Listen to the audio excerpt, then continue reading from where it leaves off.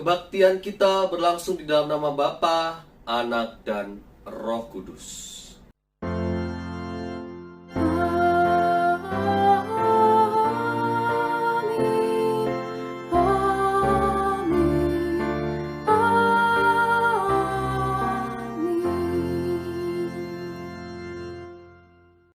Tuhan beserta saudara.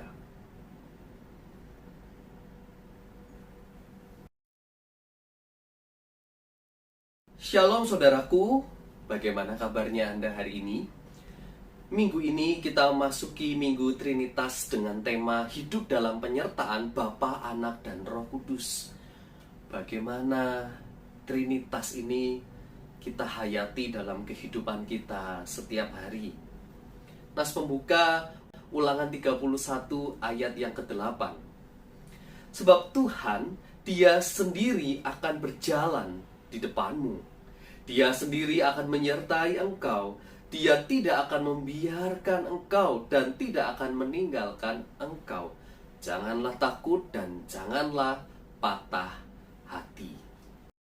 Mari saat ini dengan kerendahan hati kita akui dosa dan kesalahan kita di hadapan Tuhan.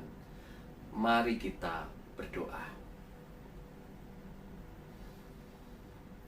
Ya Tuhan, sang sumber cinta kasih, saat ini kami mengakui dengan kerendahan hati kami, jikalau kami melukai sesama kami melalui tutur kata dan perbuatan kami, jika ternyata apa yang kami lakukan Tuhan memecah kesatuan yang ada, mari kita akui secara pribadi setiap dosa dan kesalahan kita.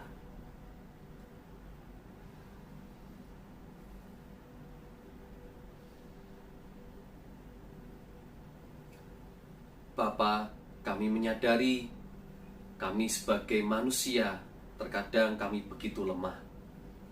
Terkadang kami mudah digoyangkan oleh kuasa iblis. Namun kami percaya Tuhan, Engkau adalah sumber pengampunan, Engkau adalah sumber cinta kasih. Bila Roh Kudus yang terus menuntun kami, mengarahkan kami supaya kami tidak mudah jatuh ke dalam lubang dosa. Kami bersyukur karena Engkau tidak meninggalkan kami, Engkau yang terus menyertai. Terimalah ya Tuhan pengakuan dosa kami ini. Di dalam nama Tuhan Yesus Kristus kami berdoa. Amin. Kepada kita yang telah mengaku dosa dengan segenap hati, dengarlah berita anugerah dari Yesaya 25 ayat 9 demikian. Pada waktu itu orang akan berkata, sesungguhnya inilah Allah kita yang kita nanti-nantikan supaya kita diselamatkan. Inilah Tuhan yang kita nanti-nantikan, marilah kita bersorak-sorak dan bersukacita oleh karena keselamatan yang diadakannya. Demikianlah berita anugerah dari Tuhan.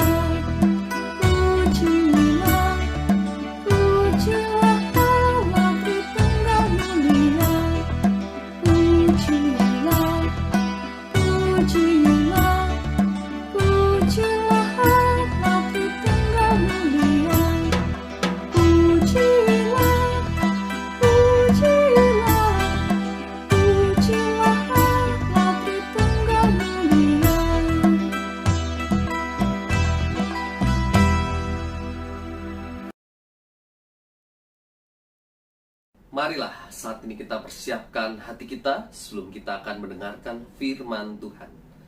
Mari kita berdoa. Ya Tuhan, kami bersyukur karena Engkau yang tidak meninggalkan kami. Di tengah-tengah pandemi ini Tuhan, Engkau terus menyertai kami. Dan kami percaya jika hari ini kami dapat mendengarkan firman Tuhan, itu juga karena pertolongan-Mu yang begitu indah. Biarlah saat ini kami dapat merenungkan firman-Mu ya Bapa, serta kami dapat melakukannya dalam kehidupan kami setiap hari. Roh Kudus, tolonglah kami sehingga firman Tuhan ini dapat kami pahami dengan baik dan menjadi berkat menghasilkan buah bagi orang-orang di sekitar kami. Kami rindu Tuhan, cinta kasih dan damai sejahtera itu dapat kami rasakan di tengah-tengah keluarga kami. Pakai kami Tuhan untuk menyatakannya di tengah-tengah kehidupan ini. Saat ini kami siap untuk mendengarkan firman-Mu. Bersabdalah ya Tuhan, karena kami siap mendengar. Di dalam nama Tuhan Yesus Kristus dan Juru Selamat kami yang hidup. Amin. Bacaan Injil menurut Matius 28 ayat 16 hingga yang ke-20. Dan ke-11 murid itu berangkat ke Galilea, ke bukit yang telah ditunjukkan Yesus kepada mereka. Ketika mereka melihat Dia, mereka menyembahnya. Tetapi beberapa orang ragu-ragu. Yesus mendekati mereka dan berkata, "Kepadaku telah diberikan segala kuasa di surga dan di bumi.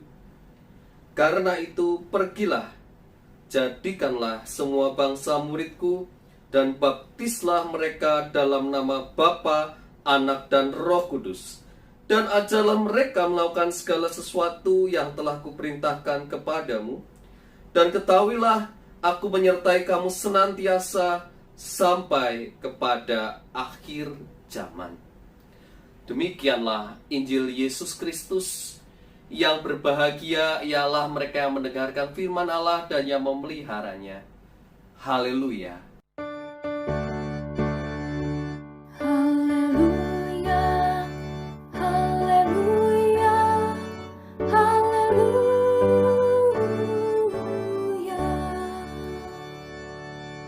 Shalom saudaraku. Hari ini kita merenungkan tentang yang namanya amanat agung.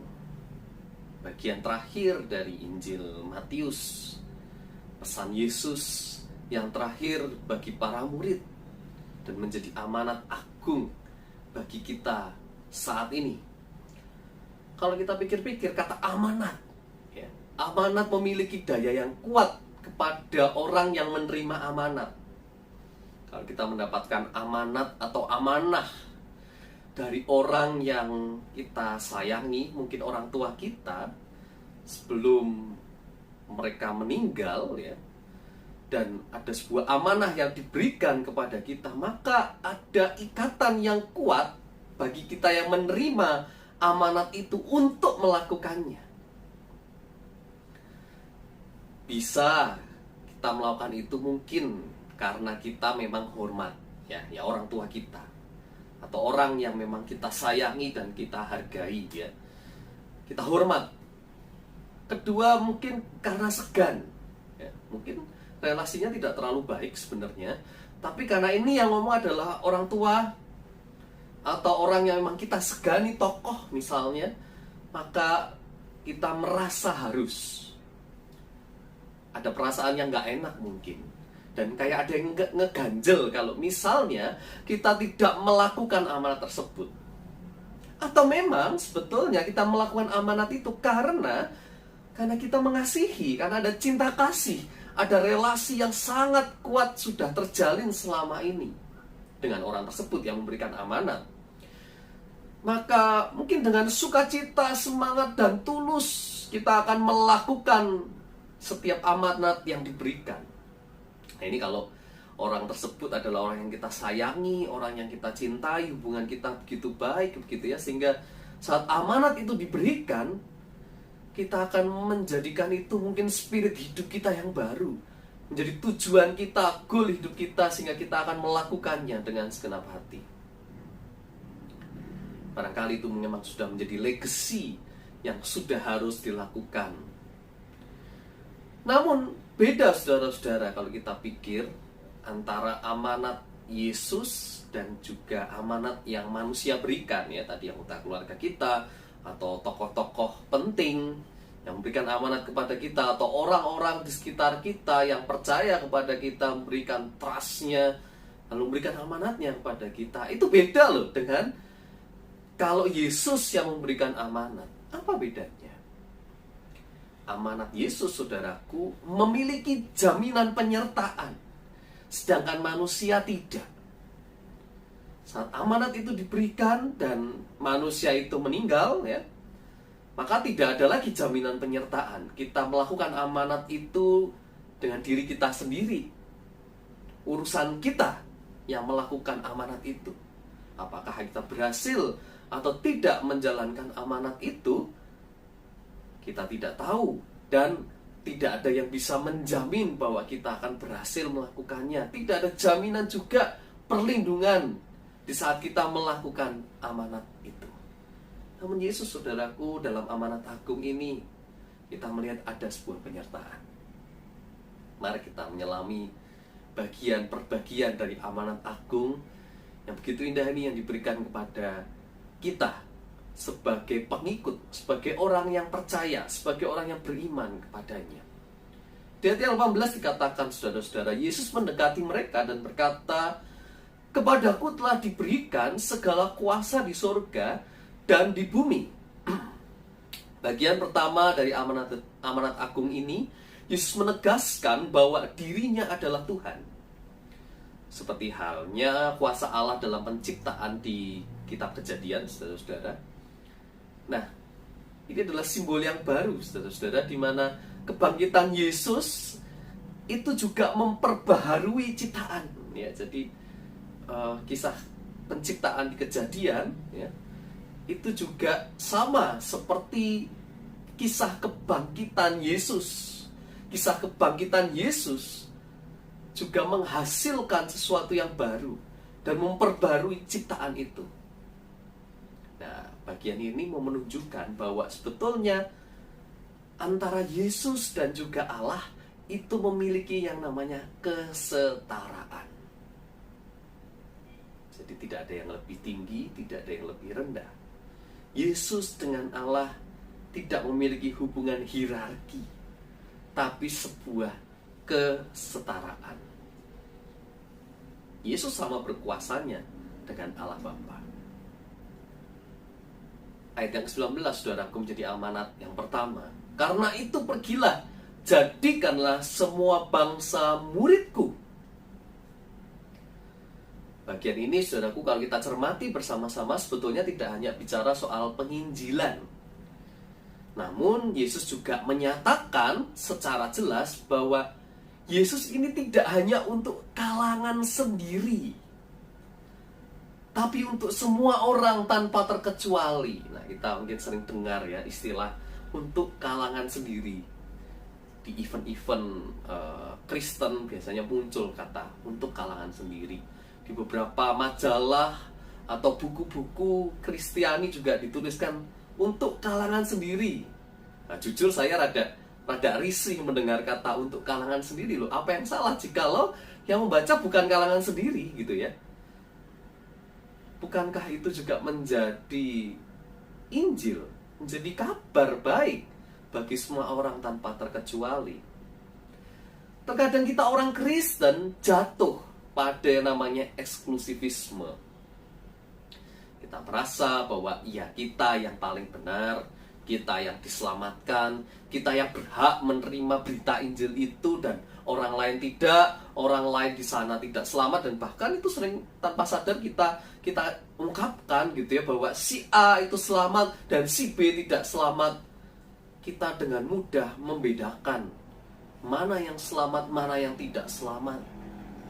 Kita menyatakan begitu saja. Nah, ini menunjukkan bahwa kita sedang kontradiksi kalau memiliki sikap seperti itu, saudara-saudara. Dan Yesus sebetulnya begitu terbuka, dan semua orang tanpa terkecuali menjadi sebuah bagian. Semua bangsa tanpa terkecuali. Jadikanlah semua bangsa muridku. Menjadi orang yang akan percaya, mengenal siapa Yesus yang sebenarnya. Yesus tidak untuk kalangan sendiri saja, tapi untuk semua orang, semua kalangan.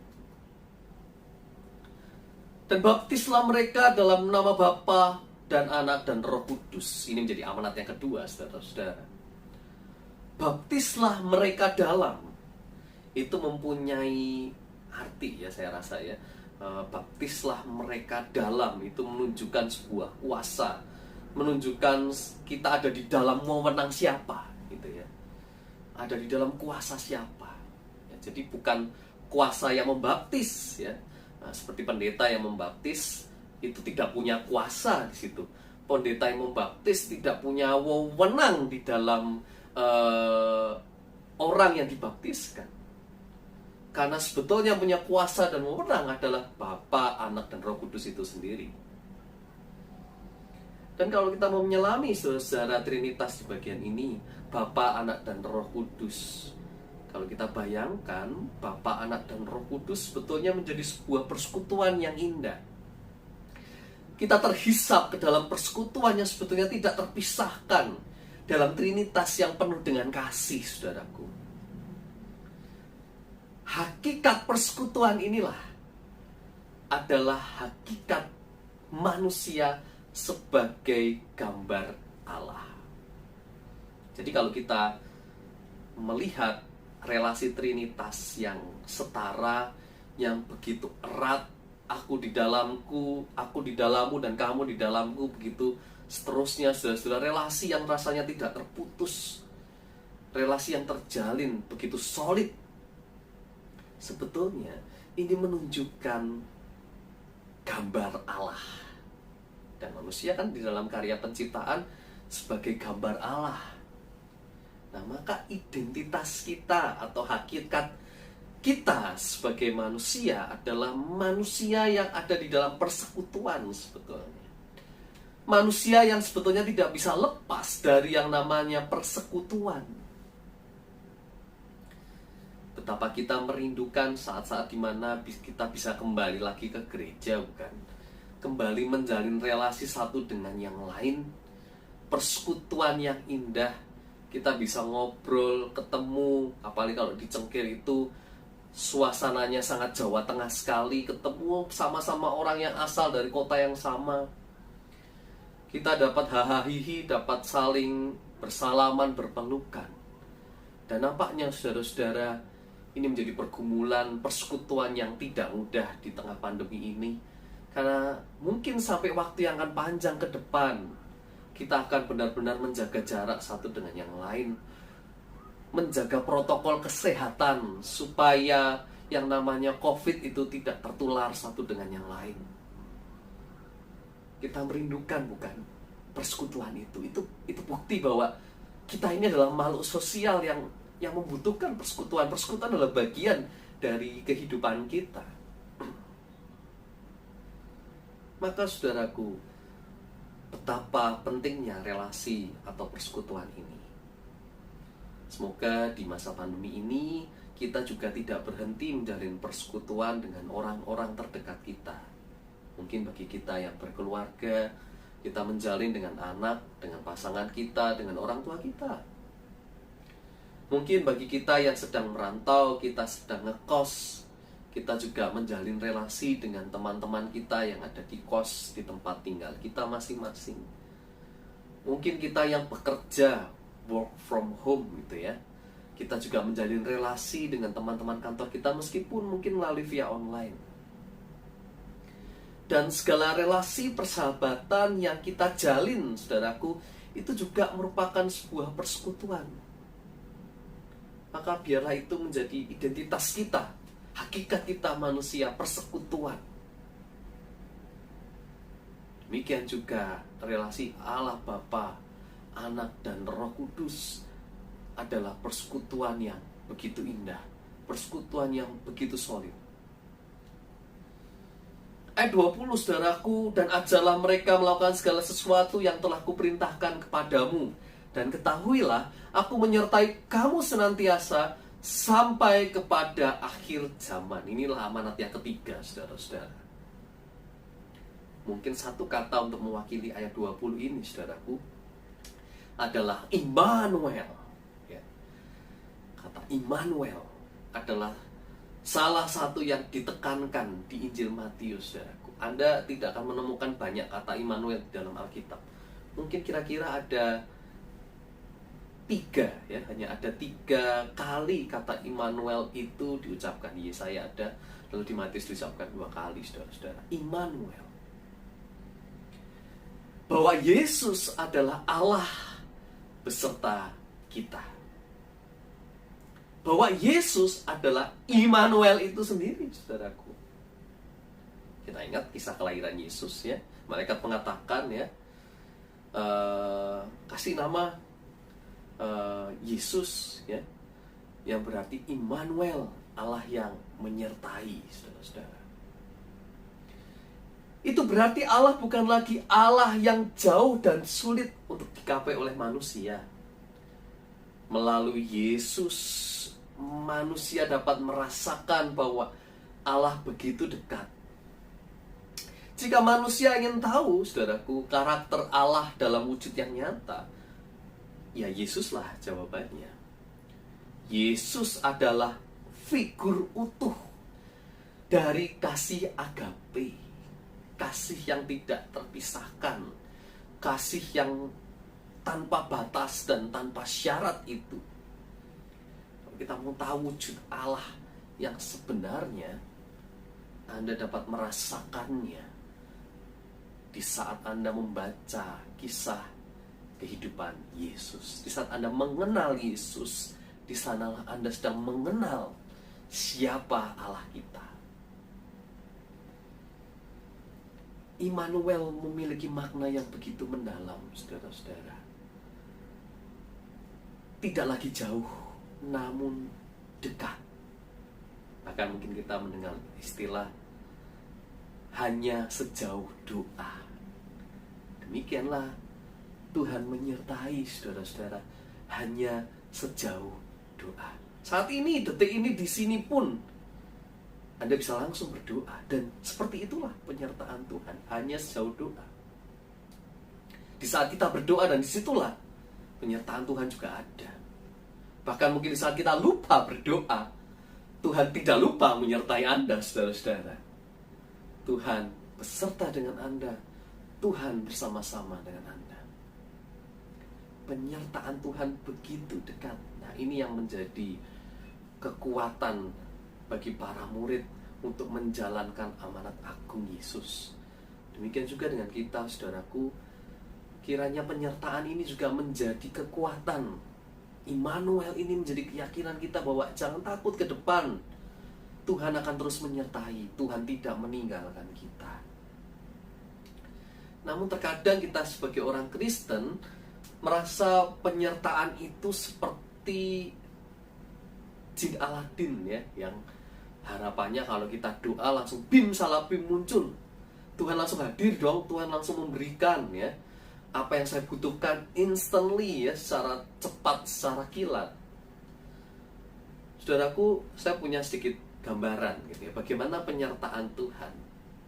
Kalau kita punya anak usia mungkin dari 1 sampai 3 tahun, Anda akan belajar untuk menyertai anak Anda, saudara-saudara. Pengalaman saya sebagai orang tua, bagaimana saya menyertai anak saya coba memahami bahwa yang namanya anak kecil, saudara-saudara, ada fase sebelum dia dapat berdiri dan berjalan. Ada fase berguling-guling ya. Awalnya dia hanya bisa tidur saja, lalu dia mulai berguling-guling. Lalu dia belajar untuk duduk ya. Setelah belajar untuk duduk, dia akan juga belajar merangkak. Dan merangkak pelan-pelan, merembet-merembet dari tepi-tepi yang ada di rumah. Dia belajar untuk berdiri, saudara-saudara. Nah, itu fase-fase yang penting, saudara. Jangan sampai Anda men-skip ya. Kalau saat ini Anda punya anak kecil ya, yang baru belajar, baru asik-asiknya merangkak atau belajar berdiri, jangan lalu dengan instantly kita bopong, kita tuntun selalu kemanapun dia pergi gitu ya. Jadi proses merangkak, proses untuk mencari pegangan untuk berdiri itu bagian dalam kehidupannya, saudara-saudara. Jadi saya belajar untuk membiarkan anak saya puas merangkak dan belajar berdiri sendiri tanpa banyak dituntun. Nah, tugas kita sebagai orang tua tentu tidak meninggalkan anak itu.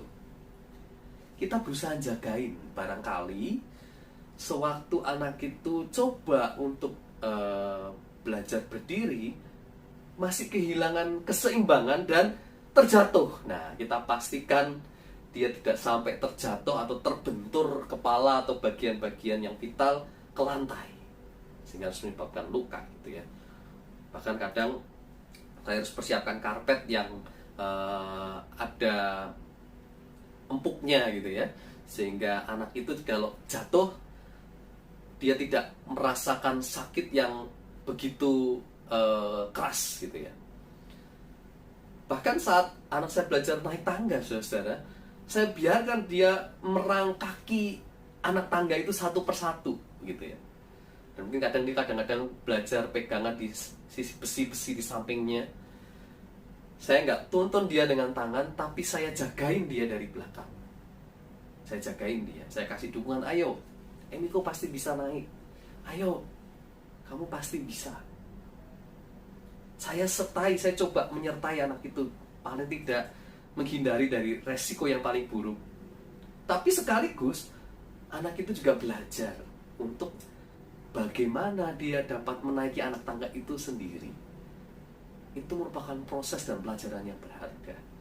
Dan mungkin itu juga bagi kehidupan kita, saudara-saudara. tidak selalu Tuhan memberikan secara instan ya.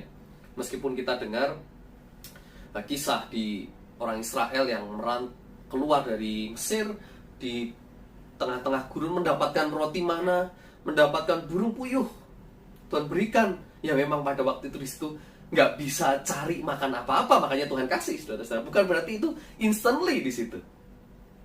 Bahkan mereka diajak untuk memanage loh yang namanya makanan, saudara-saudara ya, memanage roti mana, memanage yang namanya burung puyuh itu saat Tuhan kasih. Gimana supaya ini menjadi makanan yang tidak membosankan, bagaimana orang tetap bertahan dengan makanan yang Tuhan sudah sediakan. Itu butuh perjuangan, upaya juga. Demikian dengan kita, saudara-saudara. Dalam penyertaan Tuhan bukan berarti kita bisa leha-leha santai-santai tanpa melakukan usaha apapun atau tidak mengalami resiko apapun. Di dalam penyertaan Tuhan itu berarti kita sedang dijagain dan kita sedang menjalani kehidupan kita. Ada yang gak enak, ada proses yang susah. Kita harus berlatih berulang-ulang sampai kita bisa. Kita harus merasakan yang pahit-pahit dulu, baru kita merasakan yang manis. Kita mengalami proses itu. Namun yang perlu kita sadari, Tuhan menyertai, Tuhan jagain kita, tidak sampai tergeletak. Tuhan menopang. Bahkan kalau misalnya kita merasakan tergeletak yang menyakitkan itu, Tuhan menolong kita, menopang kita kembali, menarik kita kembali. Penyertaan itu hadir dalam setiap fase-fase kehidupan, dalam setiap pengalaman, setiap waktu yang kita jelajahi. Hidup kita ada dalam penyertaan Tuhan. Dan Tuhan tidak meninggalkan kita, saudara-saudara, sedetik pun. Tuhan mengupayakan juga yang terbaik bagi kita yang percaya kepadanya.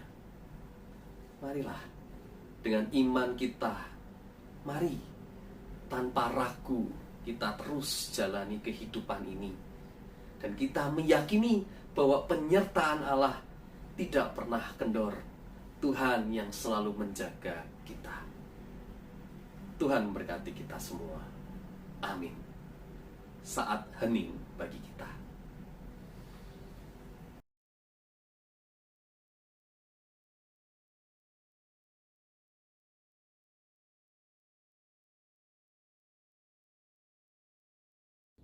Marilah kita bersama dengan umat Allah di masa lalu, masa kini, dan masa depan, mengingat pengakuan pada baptisan kita menurut pengakuan iman rasuli. Aku percaya kepada Allah Bapa yang Maha Kuasa, Khalik langit dan bumi, dan kepada Yesus Kristus, anaknya yang tunggal Tuhan kita, yang dikandung daripada Roh Kudus, lahir dari anak darah Maria, yang menderita sengsara di bawah pemerintahan Pontius Pilatus, disalibkan, mati dan dikuburkan, turun ke dalam kerajaan maut. Pada hari yang ketiga, bangkit pula dari antara orang mati, naik ke surga, duduk di sebelah kanan Allah Bapa yang Maha Kuasa. Dan dari sana ia akan datang untuk menghakimi orang yang hidup dan yang mati. Aku percaya kepada Roh Kudus, gereja yang kudus dan am, persekutuan orang kudus, pengampunan dosa, kebangkitan orang mati, dan hidup yang kekal. Amin. Marilah kita naikkan doa-doa syafaat kita. Mari kita berdoa. Ya Tuhan, saat ini kami bersatu hati, kami berdoa ya Bapa. Kiranya pandemi ini dapat segera berlalu, dan kami dapat merasakan persekutuan yang indah bersama dengan sesama kami. Dan biarlah di momen ini Tuhan, mungkin ini adalah waktu yang tepat bagi kami untuk semakin mendekatkan persekutuan kami denganmu, menjalin relasi kami denganmu, yang mungkin selama ini di saat kami di kehidupan sebelum pandemi, kami tidak punya waktu, hubungan kami begitu renggang. Namun biarlah di pengalaman pandemi ini Tuhan, kami justru bisa semakin mendekatkan diri kami kepadamu. Kami berdoa Tuhan bagi setiap tenaga medis yang sedang berjuang untuk dapat menjaga setiap korban-korban yang terkena positif COVID-19 ini ya Bapak. Engkau berikan kekuatan, kesabaran bagi mereka ya Bapa, dan biarlah kami juga dapat terus mendukungnya dengan menjaga diri kami, kesehatan kami ya Bapa. Kami juga berdoa bagi setiap keluarga dari tenaga medis. Kiranya Engkau sertai juga di saat orang-orang tercinta mereka Tuhan harus bekerja demi mengalahkan COVID-19 ini. Tuhan berkati setiap kehidupan keluarga para tenaga medis. Kami juga berdoa Tuhan di tengah situasi Amerika yang begitu berkecamuk saat ini. Kami berdoa bagi anggota keluarga kami yang ada di sana. Kiranya Engkau segera pulihkan kondisi Amerika. Biarlah cinta kasih Tuhan juga dapat dirasakan ya Bapa. Biarlah kekuasaan yang selama ini digunakan, kekerasan yang digunakan, dapat digantikan oleh cinta kasih dan damai sejahtera. Kami percaya Engkau juga menyertai Amerika dan Engkau pulihkan Amerika. Kami juga berdoa Tuhan bagi anak-anak-Mu saat ini yang akan melanjutkan ke jenjang selanjutnya, khususnya mereka yang akan menempuh perkuliahan ya Bapa. Kami berdoa kiranya anak-anak kami yang akan memilih universitas harus melakukan segala ujian yang ada, Tuhan sertai. Dan kondisi di tengah pandemi yang memang tidak mudah ini, biarlah anak-anak kami Tuhan dapat mencapai universitas mana yang akan mereka tuju. Kami juga berdoa setiap anak-anak kami yang sedang studi, yang sedang belajar Tuhan, dan harus melanjutkan kembali langkah-langkah selanjutnya meskipun di tengah situasi pandemi dan belajar online ini. Kiranya Tuhan sertai dan beri juga kesehatan. Kami juga berdoa kami yang sedang bekerja ya Bapak, meskipun saat ini PSBB mulai memberikan kelonggaran bagi kami yang bekerja, biarlah kami juga dapat tetap menjaga diri kami. Biarlah kami juga dapat bekerja dengan seoptimal mungkin, dan beri kami kekuatan jika kami harus bekerja overtime ya Bapak. Dan kami bersyukur jika sampai hari ini Engkau masih memberikan kami pekerjaan. Kami juga berdoa bagi saudara-saudara kami yang kehilangan pekerjaan, yang saat ini sedang mencari pekerjaan. Engkau juga menyertai mereka ya Tuhan. Kami juga berdoa Bapa bagi setiap anggota keluarga kami yang mungkin sedang sakit, sedang berjuang melawan sakitnya saat ini. Tuhan berkati, kiranya melalui tenaga medis, melalui obat-obatan, Engkau menyembuhkan dan memulihkan. Ya Tuhan, kami serahkan setiap pergumulan pribadi kami ke dalam tangan-Mu yang kudus. Dan kami bersyukur jika sampai hari ini kami masih bertahan, kami masih dapat hidup di dalam-Mu ya Tuhan. Biarlah Engkau terus menyertai kami. Di dalam nama Tuhan Yesus Kristus kami berdoa. Amin. Nas persembahan diambil dari Bilangan pasal 18 ayat 29 yang berbunyi demikian. Dari segala yang diserahkan kepadamu, yakni dari segala yang terbaik di antaranya, haruslah kamu mempersembahkan seluruh persembahan khusus kepada Tuhan sebagai bagian kudus daripadanya.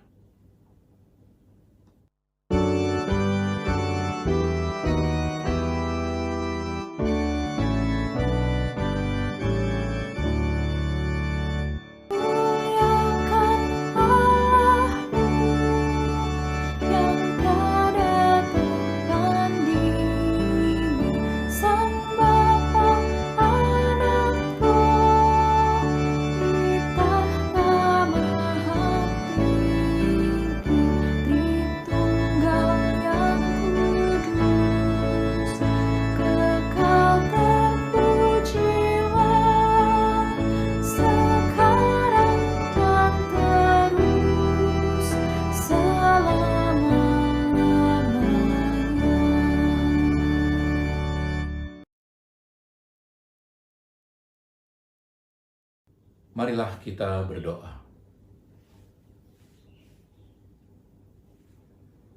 Tuhan Allah Bapa kami, sungguh kami bersyukur atas penyertaan dan kasih sayang-Mu dari hari ke hari. Persembahan ini adalah ungkapan syukur kami Tuhan terhadap apa yang telah kami dapat selama ini. Tuhan, kuduskan persembahan ini agar dapat menjadi berkat buat banyak orang.